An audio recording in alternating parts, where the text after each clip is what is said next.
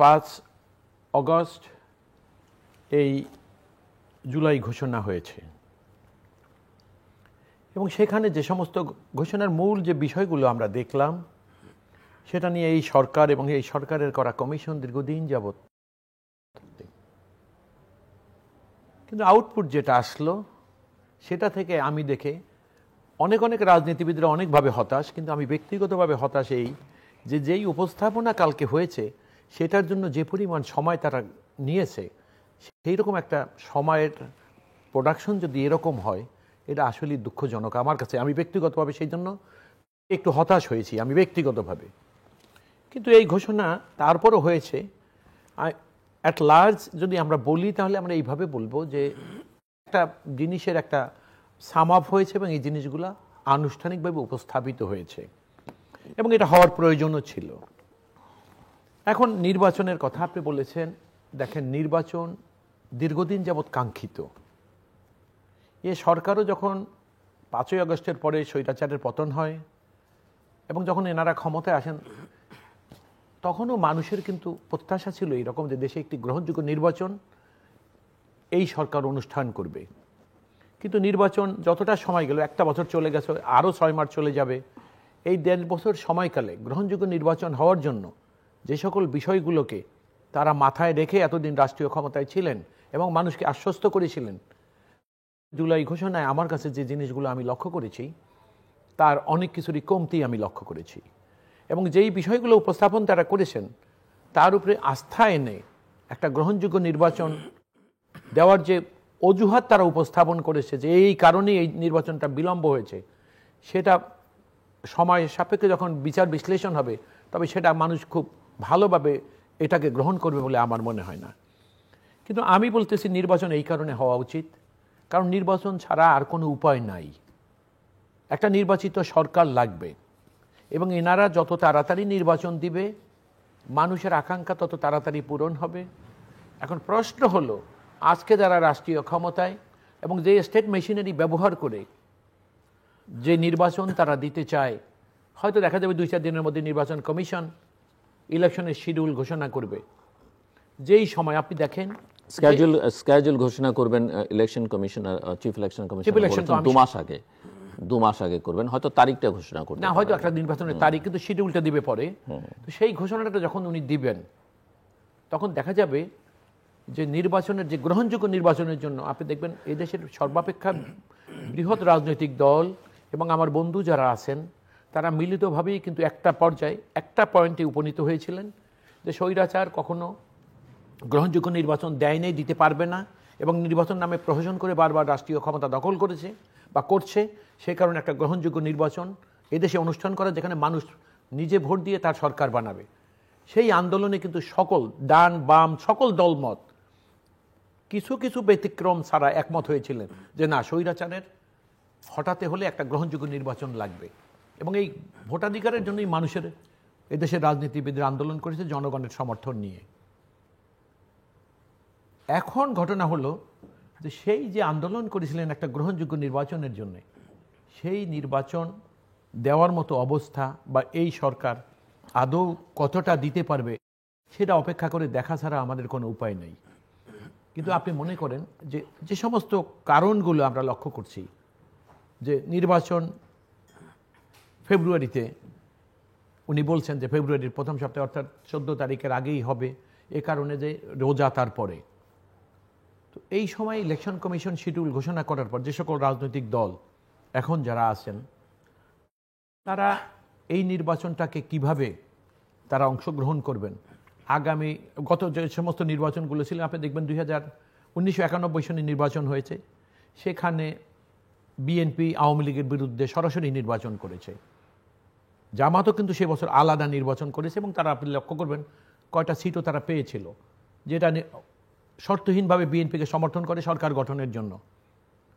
এবং সেখানে ওই নির্বাচনে বিএনপি জামাতকে সরকারে শরিক না করার কারণে আপনি লক্ষ্য করেছেন যে 96-তে গিয়ে নতুন ফর্মুলা দিয়ে কেয়ারটেকারের আন্দোলন করতে হয়েছিল এবং বিএনপির জন্য কত রকম বিব্রতকর অবস্থা হয়েছিল। বিএনপি বৃহৎ রাজনৈতিক দল হিসাবে যে ঘোষণাটা দিয়েছে আপনি লক্ষ্য করেছেন এটা একটা সাংঘাতিক ইতিবাচক দিক আছে আমার ব্যক্তিগত বিবেচনায়। সেটা হলো যে বিএনপির ভারপ্রাপ্ত চেয়ারম্যানের ওনার বক্তব্য হলো এই যে আগামী নির্বাচন যখন হবে, রাজনৈতিক দল যে যেখানে যে পরিচয় নির্বাচন করুক না কেন, জোটবদ্ধ হোক আর নিজস্ব দলীয় পরিচয় নির্বাচন করুক, নির্বাচনে জিতে আসার পরে একটা জাতীয় সরকার হবে। এবং এই যে জাতীয় সরকারের যে কনসেপ্টটা, এটা আমার কাছে খুবই ব্যক্তিগতভাবে পছন্দনীয় এই জন্য যে জাতির আজকে যে জঞ্জাল তৈরি করে গেছে সরকার, সেইটাকে কোনো বিশেষ রাজনৈতিক দল এটাকে অ্যাড্রেস করে মানুষের কাঙ্ক্ষিত অবস্থায় মানুষকে পৌঁছিয়ে দেবে বলে আমার মনে হয় না। সে কারণে নির্বাচনে যারা জয়ী হলেন, একটা জাতীয় সরকার হওয়া মানে একটা ঐক্যবদ্ধ সরকার, মানে যারা রাজনীতি করে তারা সকলেই সরকারের অংশ হবে। এবং এই সরকারের অংশ হওয়ার কারণে যেটা হবে দেশে, মানে ওই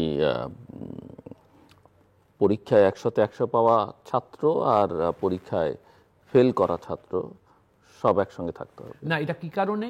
যে এইটা একটা জাতিকে ঐক্যবদ্ধ রাখার জন্য। এটা আমার কাছে একটা খুব ভালো প্রয়াস মনে হয়েছে এই জন্য যে আপনি নির্বাচনে কেবল যারা পাশ করবেন, নির্বাচনে অংশগ্রহণকারী যারা পাশ করবেন, সেটা আপনি কিভাবে বুঝবেন?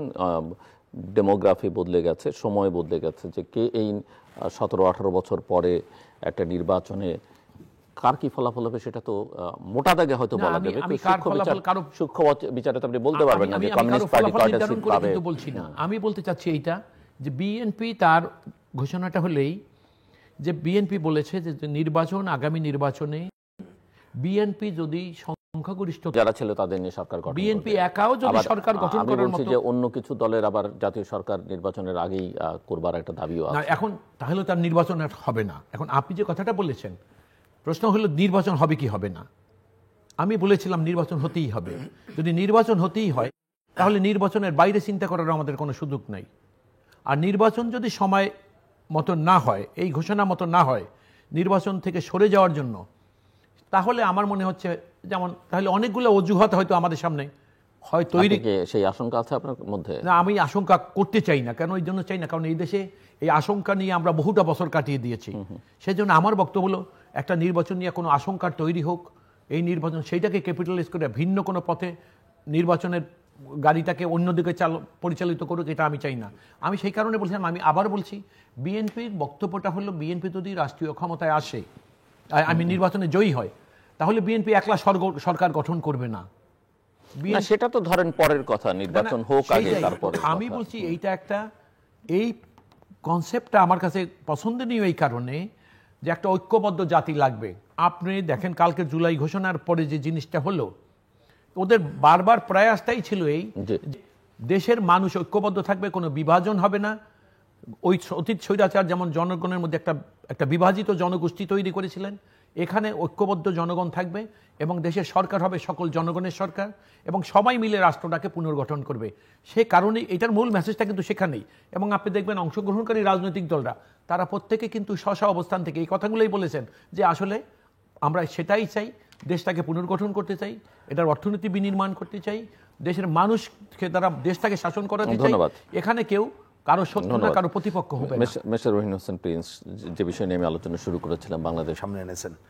একটা হচ্ছে জুলাইয়ের ঘোষণা পঠিত হয়েছে, আরেকটি আমাদের মাননীয় প্রধান উপদেষ্টা একটা ভাষণ দিয়েছেন এবং অনেক দিনের মানুষের একটা বিশেষ বিবেচনা নির্বাচন বিষয়ক তার একটা উত্তর পাওয়া গেছে সুনির্দিষ্ট করে।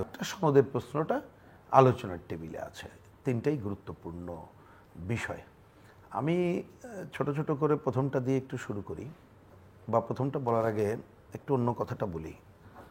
ওভারঅল কাজের মধ্যে অন্ততপক্ষে আমি যে পজিটিভ সিনারিও যেটা দেখতে পাচ্ছি সেটাই আগে একটু আসি, কারণ এটা মনে রাখতে হবে অলওয়েজ আশঙ্কা সংকট এগুলো থেকেই যাবে যতক্ষণ পর্যন্ত আপনি পুরো কাজটা সম্পন্ন না করতে পারছেন। এটাই স্বাভাবিক এবং আমাদের অতীত দিনের অভিজ্ঞতাও তাই বলে।